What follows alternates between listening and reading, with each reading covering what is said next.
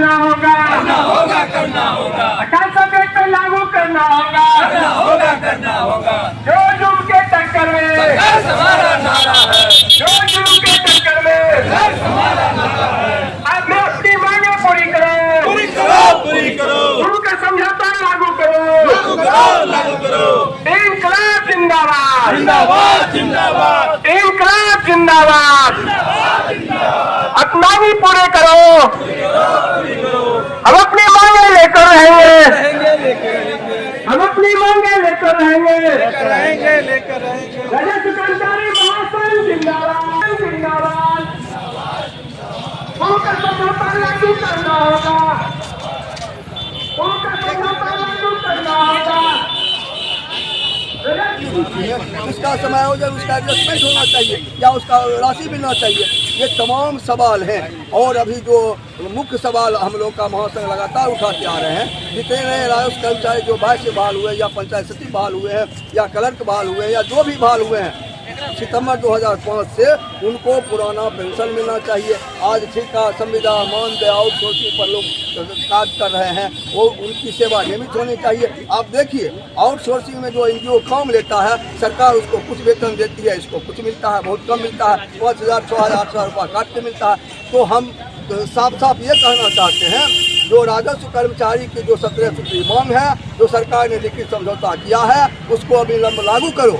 अगर लागू नहीं करता है तो महासंघ ये सिर्फ आज धरना और प्रदर्शन के माध्यम से हमारा ये आंदोलन है। पूरे महासंघ, हमारा राज्य कमेटी निर्णय लेगा और पूरे महासंघ ये स्थिति आएगी तो पूरा महासंघ, पूरा हर एक संवर्ग के कर्मचारी राजस्व कर्मचारी संघ के समर्थन में आंदोलन को तेज करें। करीब 50 दिन होने वाले हैं धरना को लेकर के, लगातार मुहिम चल रहा है। इसको लेकर के क्या सरकार अब तक कोई आश्वासन मिला है? सरकार, वही तो हम कह रहे हैं, आज 46वां दिन है। आम का जो काम है, जाति हो, आवासीय हो, इनकम हो, जमीन से संबंधी हो, परिमार्जन हो, दाखिल खारिज हो, विभिन्न तरह का कार्य ये लोग करते हैं। एक तरह का कार्य नहीं है।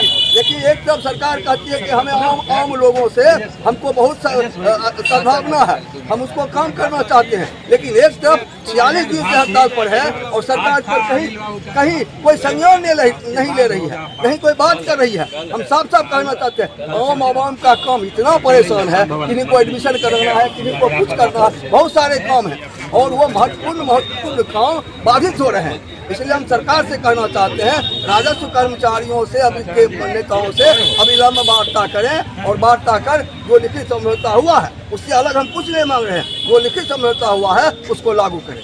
आप लोग लगातार प्रदर्शन कर रहे हैं, क्या मुख्य उद्देश्य रहा है? मुख्य मांग हम लोगों का 2 है, जिसमें कि पहला मांग है गृह जिला में पदस्थापन और दूसरा मांग है 2800 ग्रेड पे।